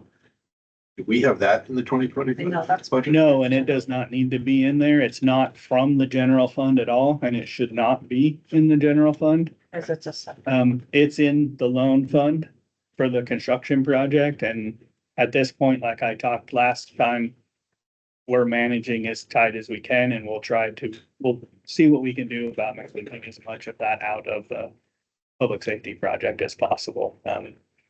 400,000 is a little bit of a steep climb to manage that out, but it's doable. But if nothing else, we can see how close we can get before we really have to decide what we need to do. And we'll have retainage and those types of things that go along with construction projects, so we can really look at that in the 2026 budget. Do we know now how much isn't coming back? We don't know for sure. I just threw it. Yeah, There's some Unless you education. get more back, it's 400,000. It's probably somewhere in that range, is my guess. So when we That'll have be some gone. education, as we did last year, that when people see the 13%, they apply it to their entire tax bill, Yeah, no, which is I- incorrect. which is incorrect, and so Right. on that note, Yep. But we can't hide behind the school's good management. no, Or and county we good won't. management. We're We not have to gonna, take your responsibility for what. Yeah. Yeah. we're Well, approving. you are, Well, and I but you're think- not, people hear 13%. It's 13%. of the town portion. Right. Yes. But they apply it to the entire. It's also a 2% general fund increase. I mean, that's the big message right there. You can't go much lower than that and lower it. It's gonna be 6.9% if everything, nothing went up at all. It's like 2.0% was 7.6% increase in salaries, which was a one-time thing that we're just getting caught up. Which I'll also We get. brought those down to, So a quick look at this is what I presented at town meeting last year, right? You could So- cost you more. So our current tax rate is 1691, Oh, wow. right? Yeah. And I predicted it was gonna go to 28 without any adjustments to the property values. So what I did is I took the 1691 and I went back, what if there was no reassessment? What would the rate have been? That number is 2895. Oh. So we came within 9 pennies of predicting the correct tax rate. I will do the same thing again this year. you could beat that. 9 pennies is pretty tight. I was lucky. I was very lucky. Mhm. So I also know from other sources that the school is gonna be about 2% higher. So if you look at this, you know, it's gonna be about the same increase as last time. So I'll do that math. So then on the big spreadsheet, and I apologize, I didn't realize that I added so many columns so that when it was printed, you really need a magnifying glass. So on the screen here, so what I essentially did the same as last year. I essentially took the budget, all the line items, and I started grouping them by department. Okay?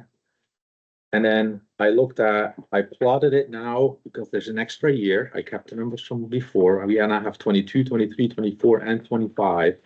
You can essentially see wages, and we'll go wages and then benefits and all that. You can essentially see wages for all the departments all the way down. So like water, sewer, executive, finance, all the wages.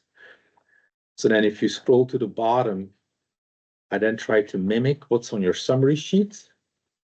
Here, I have general operating without that and general operating, and that's essentially all the wages of all the general fund. And so in 2022 it was 2.15 million, 23 is 2.3, 24, 2.56, 25 proposed 2.76. So if you look at that, from 2024 budget to the 2025 request, it's a 7.6% increase in the wages across all the departments. If you look at benefits, and it's unfortunately Brad is not here, so I can thank him in his face. I did it via email, but because Brad's pushed to kind of take another look at the benefits, and I think he worked with the town to steer us in a direction. Benefits cost came down 5%. Okay, so then if you keep scrolling to the right, now you get into operating. So operating changed by 0.4%. That's essentially level funded. Now, granted, these numbers are from the last meeting. Ed made some changes. It's going to change a little bit, but changing by $20,000 at a 2.8 million is barely going to move the needle. Then scrolling further to the right, that changed by 0. What's budgeted this year is the same as last year. And so then when you add it all up, I got 1.8% here, right there, that number 1.8. They have 2, probably because changes are in the budget that were not captured since we had a meeting about a month ago. Makes sense? So when they fix the budget, I will do the same thing again, and there will be a final spreadsheet, and the numbers will actually match between the spreadsheet and this. But then what you then can do is you can then go look department by department and see. So here, water fund went down 3%, sewer up 2.6, executive went up 3.2. Elections, regional and vital went down by 1. Finance went down by 1.5. Zoning and planning went up by 6. Buildings went down by 5.3. cemetery went up by 11, insurance went up by 9.1, and you can just keep going. Makes sense? They get a sense for how is each department's changed. Sometimes the percentages are wacky, and that's why there's also an absolute change, right? Like, for example, there's this one, health and animal went up 3,350%. Community Because- nursing. Because we moved some money between different things, right? So when we talked about, you remember that. Well, that's the community nursing program. Oh, That's yes. 100% paid by. Right. Donations, But it kind of gives but it you, goes in there. it kind of gives you an idea on how each department is moving up and down in their finance. Without having 30 line items to look at. Thank you. So moral of the story is salary wages went up. Most of that was offset by reduction in benefits. Operating and debt stayed the same, net impact 2%. And then revenues went down and we no longer are writing down the tax rate.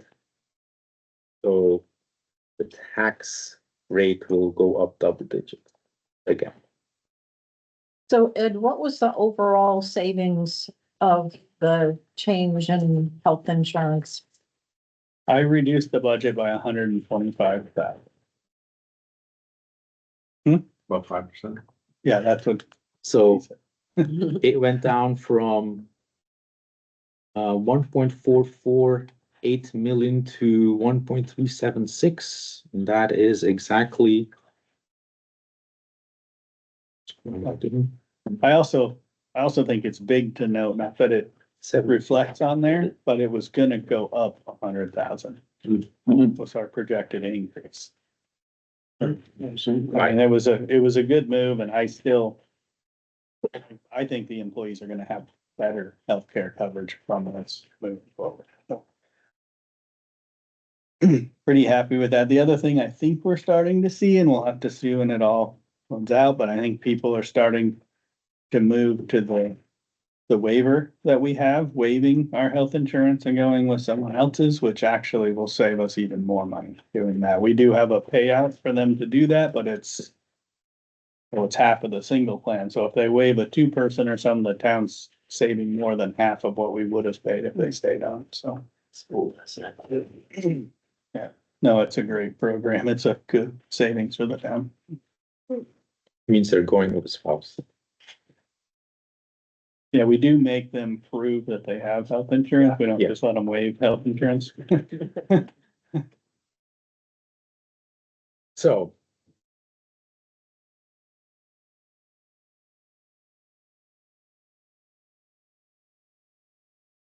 Yeah. Wave the magic wand. Well. We were asked last year to waive the magic wand.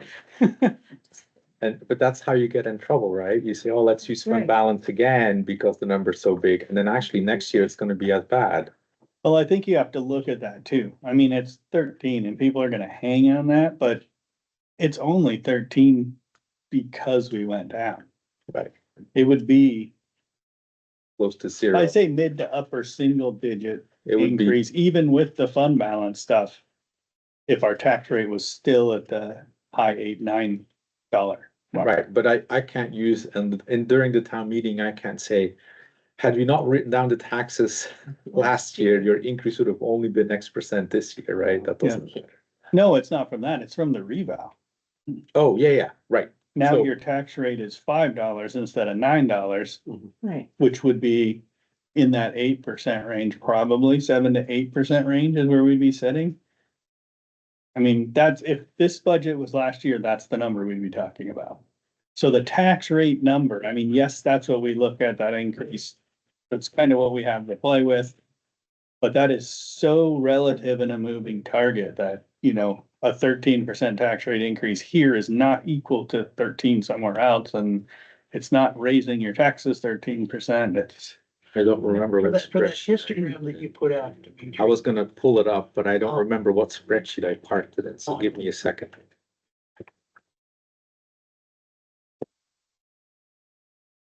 Oh, right at the top.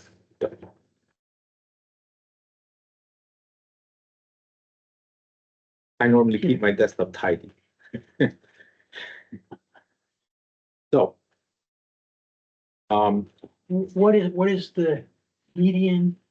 I mean, well, I'm used to seeing Yeah, histograms, but median. what's the median? What's the one and two standard deviations, on that histogram? I did not do standard deviations, but I shall get that to you. So the median is $248 Per hundred, per thousand. per thousand. No, hold on. No, $248, period. Okay. Like the Increase? median, the median change in the tax bill for the whole year is $248. The average person. The median, median. Half the people saw their Yeah, all tax right, bill got it, for the got it. whole year increase by less than 248, and half the people saw their Yeah. tax bill for the whole year increase by more than $248. Okay, standard deviation, 1 second. Wanted that right then. Yeah, I mean, a lot of before we get done.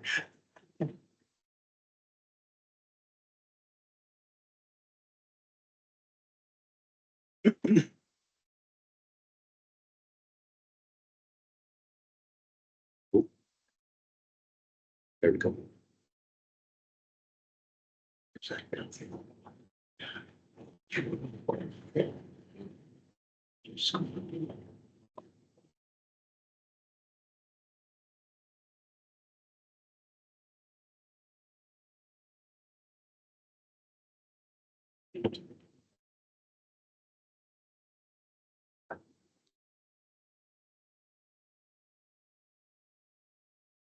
That makes sense. Yeah, I guess that makes. That doesn't make sense. I'll get back to you.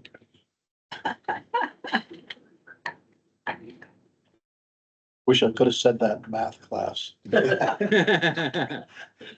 mean you can't say it in So English? here, I did the 80 percentile. I didn't do standard deviation, but the 80 percentile is $1,000. It's what? $1,000. So 80% of the people saw their bill for the whole year go up by less than $1,000. Mm. And actually 26% of people saw their bill decrease. Really? Yeah. 26% of people saw their bill decrease. The median was $248 and the 80 percentile was $997. So if your bill went up by more than $1,000, you're in the top 20. And what's the bottom 20? The bottom, You could pick the bottom 22. Well, the bottom 26 was, the bottom Negative. 26 is they 0. went down, 0 to negative. They went down. Yeah. There were quite a few tax bills that went down. The trailers is going up. The trailers went up. It's not the bottom value. So we can talk about that. The largest increase in value Yeah. was mobile homes. And the average that we pulled was 46%. But if you've seen what happened, then we were talking about it through the year. We were selling mobile homes the year before for 50,000, 60,000. Last year was 120,000, 180,000 for mobile homes. So their value increased based on the sale and the values that people were paying for that. You know, that's market driven. That's not town driven. This is what the market says they're worth. So, you know, when Norm came in here and we pulled some data just to see if he was right in June, July timeframe, when he talked to the select board, he said, you're gonna see a majority of your houses in the 0 to 1%, probably almost level tax rate. The shift is going to be to mobile homes, condos, and lake houses, and that's exactly what happened. The few that we Yeah, pulled, and I put the sheets on your sheet, the houses we pulled, we just sporadically picked some stuff. Mobile homes went up about 46%, condos went up about 14%, lake houses went up about 11%. It's not all lake houses. My lake house went up 45%, but I did some construction too, so it changed the model, but.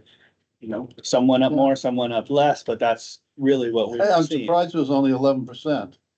I was expecting much higher. Well, and I pulled a lot. The lake one, I thought the same thing, so instead of the 4 or 5 that you see on there, I ended up going through like 20 or 30 of them just to see. And they were all in that same ballpark, so I think it's a pretty good representation. Is it an exact number of all of the lake houses? No, but I do think that's pretty close to where they were. So moral of the story is people's taxes changed more by the reassessment than they did by the fact that the rates changed. And so to your question, the 10 percentile is a decrease in $225. So 10% of residents saw their annual taxes decrease by more than 225. The 90 percentile is $1,573.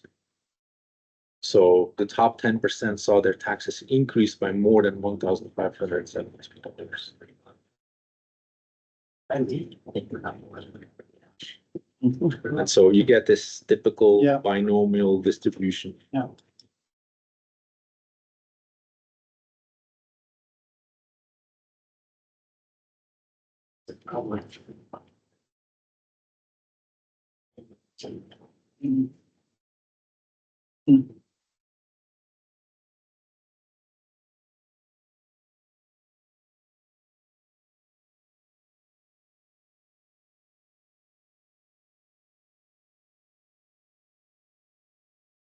I really appreciated this that you put together, Ed, because I think it kind of made it real, you know what I mean? Yeah, it paints a picture and, Yeah, you know, when you see a tax rate that goes from $27 to 16, you go, what does that mean?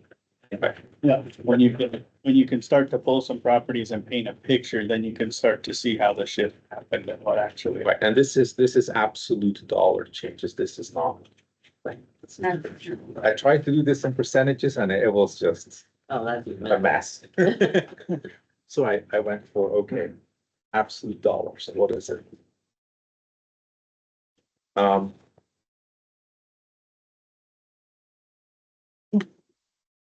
It's gonna be a tough message still. People were not expecting.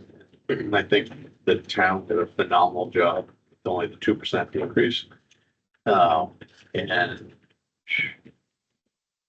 it's still gonna be a tough message. It's a shame because you guys did so much work. And now here we are again, 13%. That's what they're gonna hear is 13.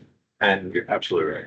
And yes, and I will make my presentation, right? Everybody's gonna be excited when they see the 2%, right? And then Maybe we should do the presentation before town meeting in the newsletter, so they get to swallow it for a while. it will happen during the public hearing. And so I'll actually probably start, I'm probably gonna start different. I'm like, okay, what did I say what it was gonna be last year? Okay, Well, I think if you do Hold on. your work too, to show what it would have been without the I'm gonna rebound show- here and what this would have represented, I think it starts to paint that that's a good picture. idea. so I'm gonna show, what did And we say? also show why we didn't, what we did for the general fund, the fund, Right. balance ahead of what you put.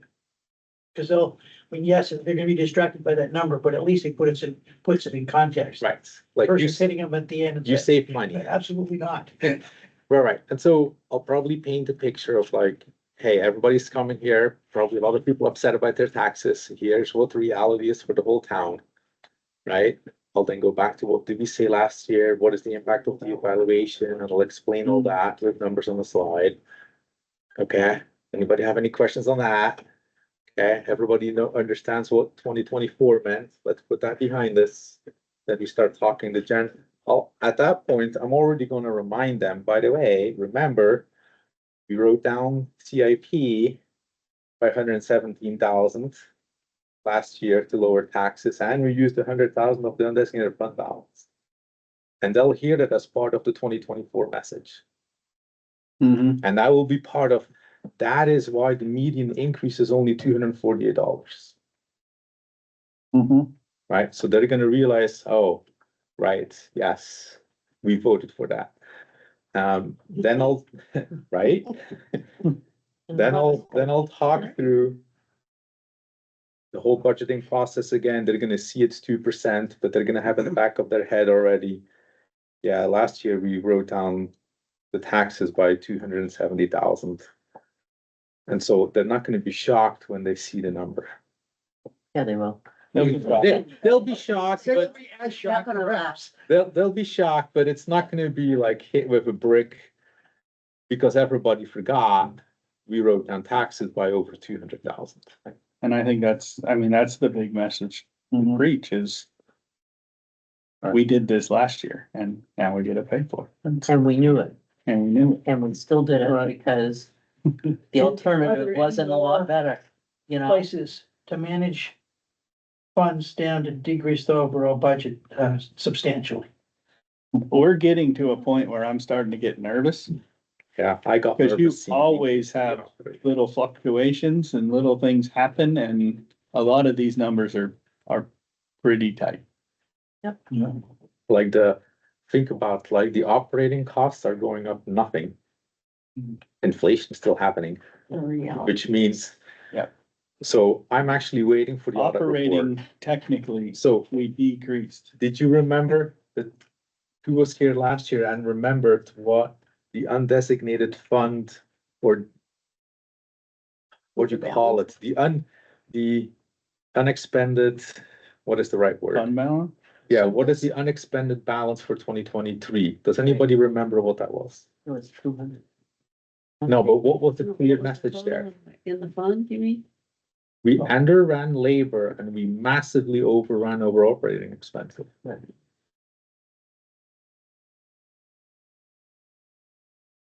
We're gonna have I wouldn't be shocked if we have the same thing again. We'll see when the audit report comes in.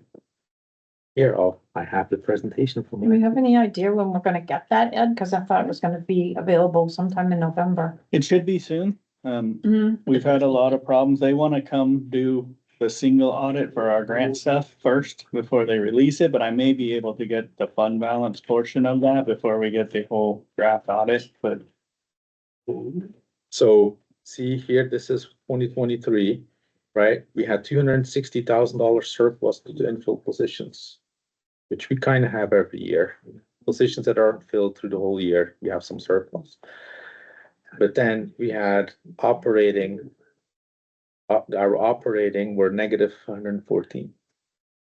So that tells us in 2023, we under budgeted our operating expenses.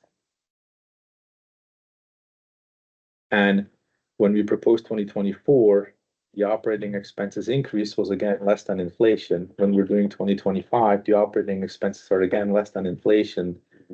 I wouldn't be shocked if we see this number trending up and we're gonna have to react. And sooner or later, you're gonna have to address that. We're just kicking it down the road again. Basically because of the As other long- choices we're making. So my point is, as long as the surplus is positive, I'm not horribly worried.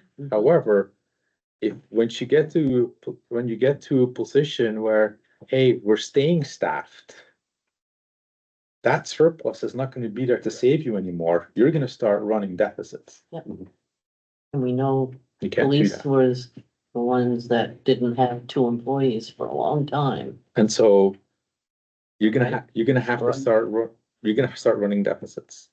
yeah, we've had a little bit of staff this year, but not like we had in the years past and Yeah. compensation's just getting there and we're starting to see it when we put applications out. We're actually getting qualified applicants, not. I mean, Right, we've but been that, able to. but fill that means most your of the surplus positions. from labor is gonna go down. It's gonna go Your down. surplus from benefits is gonna go down. Yep. And now your negative in your operating expenses is gonna start showing up. Yeah. Because we can't, so. And so I'm waiting for this page for 2024 to see what it looks like. Is it still positive? Please be, it's gonna be positive, but the question is, Not much. what, yeah. Do you have any clue? We gotta run it. It's gonna be tight this year. Right. Really tight. 2024, tight. Right, and so then the question is gonna be, if the net is close to zero, you know, what are the different, right? Because we have these 4 categories, right? We have We have wages, we have benefits, we have operating expenses and debt. What are the pluses and negatives in those four areas?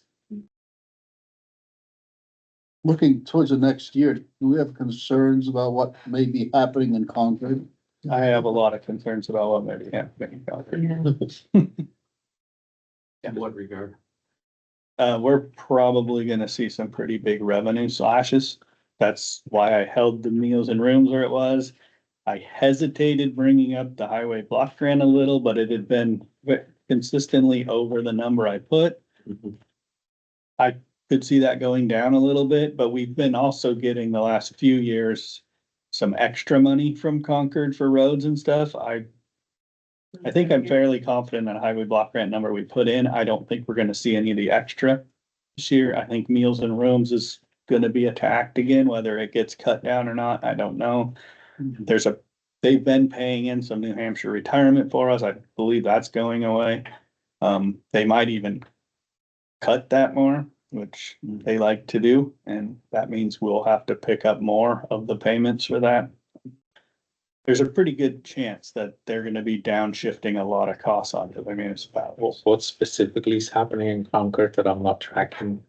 That makes us. We have a very Republican administration and the House of Representatives, the Senate, the Executive Council, and the governor. Well, You and know, they've made a lot, I don't wanna say the same mistakes, but they've made a lot of mistakes. They had COVID money coming in. And they've been giving some of that to the towns, but they've been using some of that to operate as well. That's dried up. They asked every department to turn in a budget with a 4% decrease. And they're not coming back at 4% decreases, with departments saying we can't. Right. There's just no way we can do that. So they're gonna see a pretty big revenue shortfall, and they're going into their biannual budget. So it's gonna be very interesting. And last time this happened, I think it was 10 or 15 years ago, we seen a large downshift onto the municipalities for us. It's the New Hampshire way. Yep. You said that, don't get much more than 400K back from fraud. That will not impact this year because it's coming out of the construction funds, that it would It won't, come up in. it shouldn't impact the general fund at all, but, we won't have. I'm really confident that it's not gonna have to come out of anything in 2025. There's a possibility that something in there may come up, but we have retainage for a year. We hold back money while they build. And then we wait a year to make sure that the building doesn't fall apart in that time frame, and we have some money for leverage to make them come back and fix it. So we're gonna have that retainage money and stuff, so I'm not worried that we're not gonna be able to make those final payments. But we'll know coming into this. But would we might have to make that up in 2026? We'll have to see where we end up.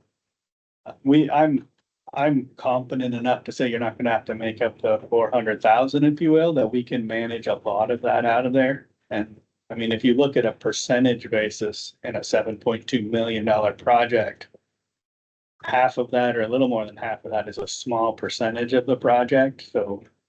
But, we have winters, we have money set aside in the project for heating that building all winter.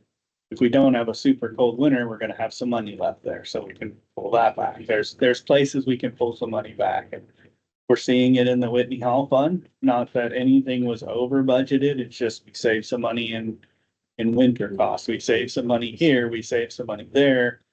We decided not to drywall some of the plaster and to clean it up and keep that historic look inside. That's money coming back to the town, some of those types of things that you get to do in these projects. And we won't get a safe plaster in the public safety building because there was never to begin with, but there's other things. We've already had some things going, we don't need a $5,000 cell door on these holding cells that we have that they had budgeted in.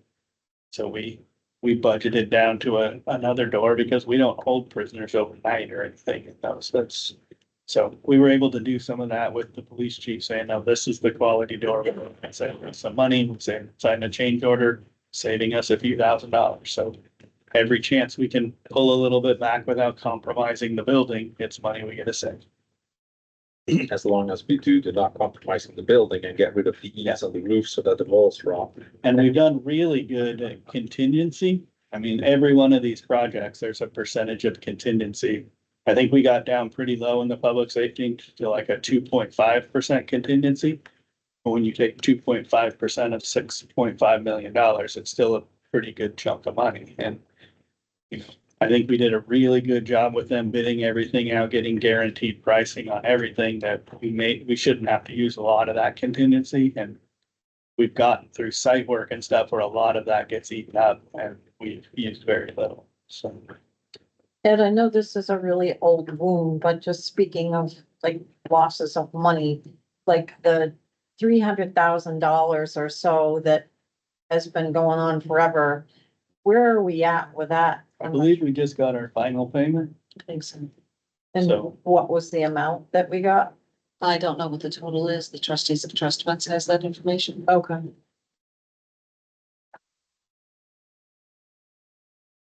Is any of that insured? I mean, the trust fund stuff's all over with, that part. The cybersecurity part, we do have some insurance up to $75,000. We'll have to work on seeing how much of that we can get. Somewhere in deep dark recesses, I had understood that there was some insurance that might eventually be covered, some of that, The 300? Up to 300? of the trust fund loss, yeah. I never heard that.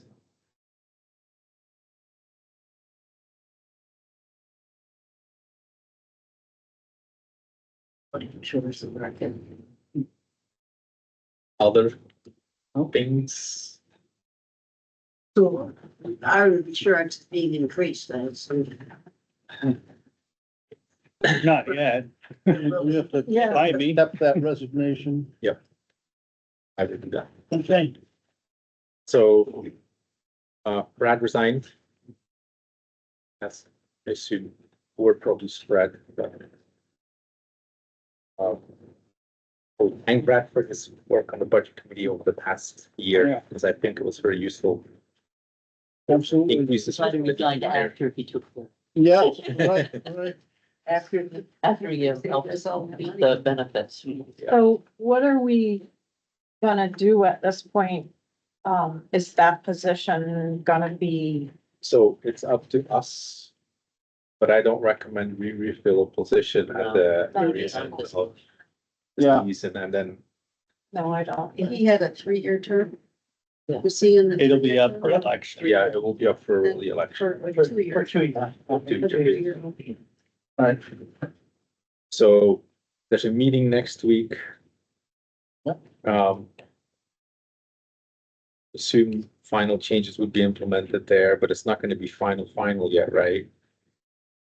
Nope, we can put some of these changes in that we just talked about and come back to you. Is anything else? Really up to you guys Is if it you really- wanna. Is there anything else on the agenda for next week? Do we need a meeting for next week? That's where I'm heading. Ah, there we go. Do, so, If you wanna cancel, I would be happy. so Very happy. is. So here, so normally January. We'll have two meetings, sometimes 3, but hopefully not. So normally January is. 2024, we're done. Here's the final numbers for the budget. Do a final review, we vote on it. We talk about the articles, and then I will usually by the end of January have the presentation all made. And then we'll review the presentation in one of the meetings.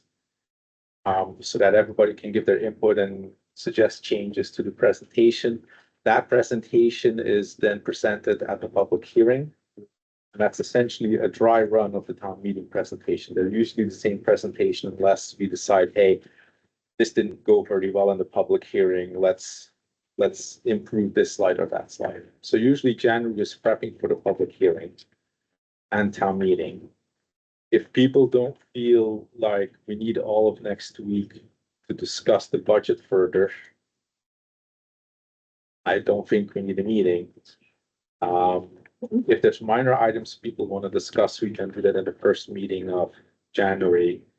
But if there's not a lot of people want to angle on the budget, I don't see why we have to come in next week for a meeting that was gonna last a half an hour and everybody goes back home. Right. So January. a straw poll, who thinks we should come to the meeting next week? Cleverly. Move that we cancel next week's meeting. Okay, Second. all right, no meeting next week. Okay. Motion to adjourn. No, I'll say that. Public comments. oh, public yeah. comments. Oh, good Lord, yes. I apologize. Go home. No. Yeah. Nope. Anybody We're fine online? down there. We're good. We're fine. We're fine. All right. Meeting is adjourned. Somebody do that. So. So did I.